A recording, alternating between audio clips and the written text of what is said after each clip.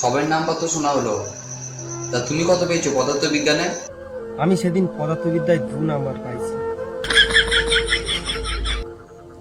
আর 98 number কেন পাই নাই জানেন? এই আমি করছিলাম, মানে লিখছিলাম, সেই কলমটার কালি ফুরাই গেছে।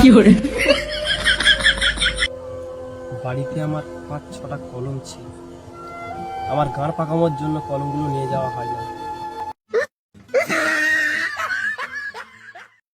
আমার 98 নাম্বারের প্রশ্ন বাকি ছিল। আমি পথ পাকামো মেরে কারোর কাছে কলম চাই না। अच्छा।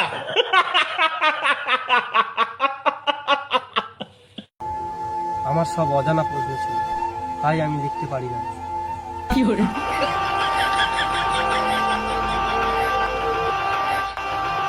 আমি কত ঠকাঠুকি করেছি, তাও কলম ভাঙে না।